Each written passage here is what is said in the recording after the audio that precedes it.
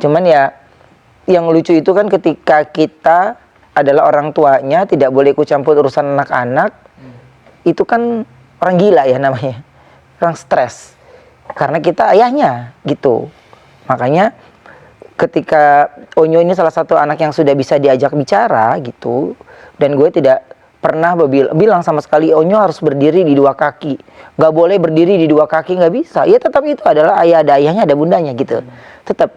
Jadi terlalu banyak orang akhirnya ikut campur, akhirnya kayak luka yang nggak sembuh-sembuh. Ya, itu kan Iya resiko public figure juga ya. Iya, Orang yang bukan keluarga, bukan tim inti, tapi malah kayak lebih gitu ya. Itu sih.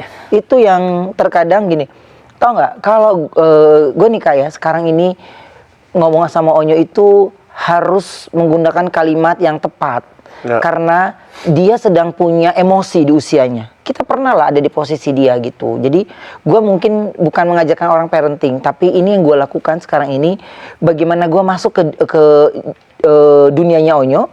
Gue mencoba bersahabat dengan teman-temannya, berteman dengan teman-temannya yang tidak berjarak, sehingga itu salah satu yang membuat dia menjadi meredam.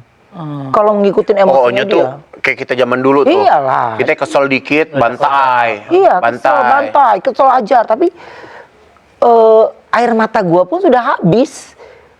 Untuk hal yang kayak gitu tuh udah kayak nggak bisa, ini gue udah sekarang harus lakukan gitu. Sekarang ini gue waktunya di lapangan, udah nggak bisa gue bercerita.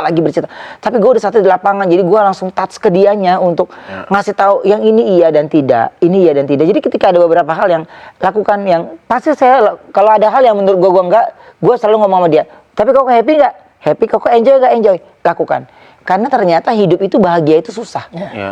Jadi gue harus bilang, lu bahagia nggak? Kalau lu bahagia, lu sana. Jadi pas kemarin Onyo balik ke rumah, Onyo yang bilang apa sama ayah? Sampai Onyo memutuskan, ayah, Onyo mau tinggal sama ayah. Ya, apa yang trigger, apa yang Onyo rasain pada waktu itu? Pada waktu itu tuh masih apa ya Uncle ya? Bisa dibilang suasananya itu masih belum terlalu gimana gitu Uncle. Jadi aku bilang sama ayah, udah ya, aku nemenin ayah aja di sini, aku temenin ayah gitu. Karena aku udah tahu gimana cerita yang sebenarnya dan gimana cerita yang dibikin-bikin gitu. Jadi karena aku lebih kenal karakter ayahku sendiri dibanding orang lain yang ngomong.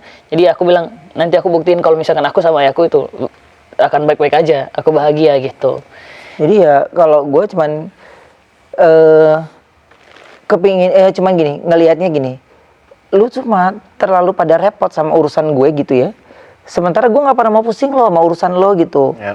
Dan terus si ini kayak udah paling juru bicara, si ini udah paling gini gitu. Jadi menurut gue nggak ada jalan lain Kak, kecuali gue cuman sholat aja udah.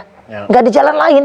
Jadi bagaimana gue kangen, gue rindu di rumah aja. Kalau gue ada hal yang gue nggak enak, gue cuman balik jam berapa kok, ayah kangen deh. Gitu, dia pasti cepat pulang. Dan tapi itu jarang banget gue ucapin. Ya, kecuali emang lo lagi kayak urgent, lagi pengen banget tapi gitu ya. Tapi kalau gue lagi diam terus gue lagi serius chat gitu ya, ada beberapa hal yang itu dia bisa lo, oke, ayah, baik-baik aja semua, oke ya, gue akan selalu bilang pasti baik.